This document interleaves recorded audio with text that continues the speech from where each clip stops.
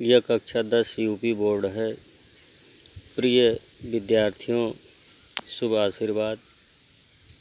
आप सबको आचार्य रामचंद्र शुक्ल द्वारा रचित मित्रता नामक पाठ पढ़ा रहा हूँ। आप लोग ध्यान से सुने व इसकी व्याख्या को दोहराएं। पिछले अवतरण में आप सबको कुसंग का जोर बड़ा भयानक होता है, अर्थात गलत संगति में अगर आप पड़ जाएंगे, गलत संगत में आप रहेंगे तो वह उसी ज्वर के समान होता है जो दिन प्रतिदिन आपको अवनत की तरफ लेके जाता है। आप उससे आगे आज अगले अवतरण में पढ़ेंगे। इंग्लैंड के एक विद्वान को युवा अवस्था में राज दरबार में जगह नहीं मिली। इस पर जिंदगी भर वह अपने आप को भाग्य को सराहता रहा। इंग्लैंड का एक विद्वान था जो नौजवान था और राज दरबार में जब पेश हुआ तो उसे जगह नहीं मिली। वह अपने भाग्य को बड़ा ही सराहता था कि बड़ा अच्छा हुआ, बड़ी सराहना किया करता था। जैसे प्रभु श्री रामचंद्र जी अपनी सेना की सराहना किया करते थे, वैसे ही वह अपने आप के भाग्य पर बड़ा ही सराह करता था। बहुत से लोग इसे अपना बड़ा दुर्भाग्य समझते हैं, लेकिन जिसे उस दरबार में जगह न मिले, भला वो अपने आप को कैसे अपनी सराहना कर सकता है। वह तो ये सोचेगा कि हमारा दुर्भाग्य है कि हमें जो है राज दरबार में बैठने के लिए जगह नहीं मिली। वह अपने आप को कोसेगा, अपने आप को दुर्भाग्यशाली समझेगा, पर वह अच्छी तरह जानता था कि वह बुरे लोगों की संगत में पड़ता जो उसकी आध्यात्मिक उन्नति में बाधक होते।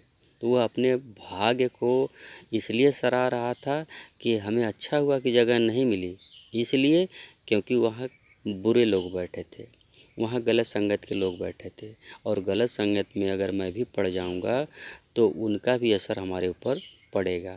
इसलिए आध्यात्मिक उन्नति में बाधक होते, इसलिए हमारे जो है आध्यात्मिक उन्नति में बाधक होते। आध्यात्मिक का शब्दार्थ होता है परमात्मा और आत्मा से संबंध रखने वाला।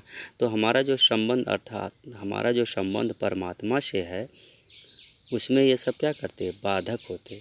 अर्थात जो हम भक्ति में लीन रहते हैं, जो भाव भजन करते हैं, जो अध्यात्म की बात करते हैं, जो शिक्षा की बात करते हैं, अपनी पढ़ाई लिखाई की बात करते हैं, वो उसमें क्या हो जाते, बाधक हो जाते, और आपकी उन्नति में वो क्या करते, रोड़ा डालते, रुकावट डालते।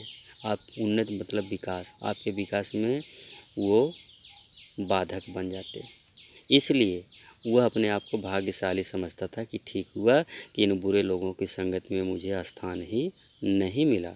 बहुत से लोग ऐसे होते हैं जिनके घड़ी भर के साथ से भी बुद्धि भ्रष्ट हो जाती है।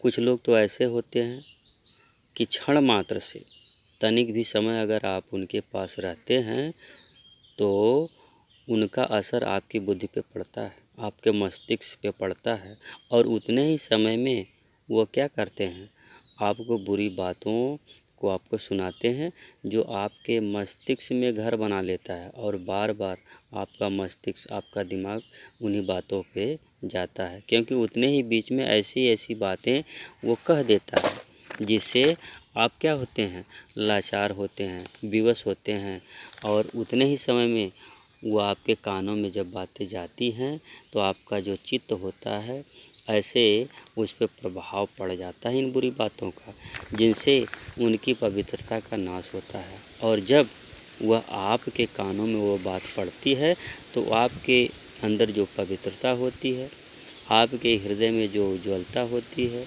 जो कोमलता होती है, वो क्षीण होती है, और फिर आपके मस्तिष्क में वो अपवित्रता, वो बुराइयां भर जाती है।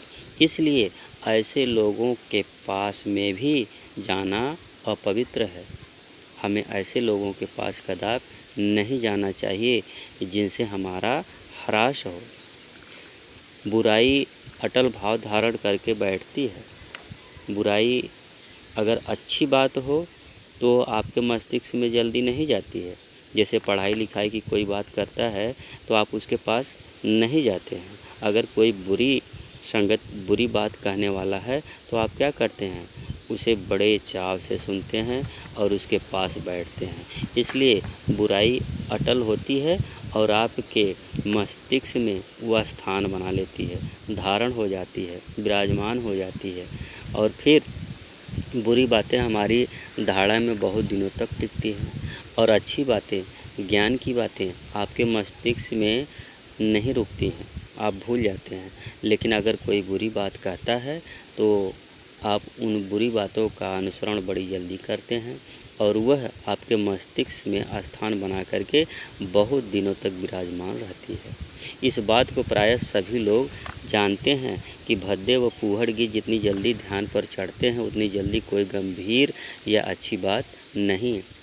आपको ध्यान होगा कि जब भद्दे फूहड़ गीत बजते हैं तो आपको बहुत जल्दी याद हो जाते हैं, आपके मस्तिष्क में वो समा जाते हैं, घर बना लेते हैं, धारणा बना लेते हैं और साधारण तरीके से आप उन गीतों की प्रस्तुति कर देते हैं। लेकिन उन्हीं स्थानों पे आपको कोई अच्छी गीत बताई जाए, कोई अच्छी गीत याद कराई जाए, तब वह धारणा नहीं बनती है, तब वह मस्तिष्क में नहीं समाती है, तब आप उन्हें याद नहीं कर पाते हैं। इसलिए बुरी बात मस्तिष्क में बड़ी जल्दी समाती है और अच्छी बात आपके मस्तिष्क में उतनी जल्दी नहीं समाती है। आप गंभीर बने, गंभीरता से लें ताकि बुरे लोगों की संगत में आप कदापि न बैठें और बुरे लोगों के पास में भी न जाएं, बुरे लोगों की परछाइयों से दूर रहें।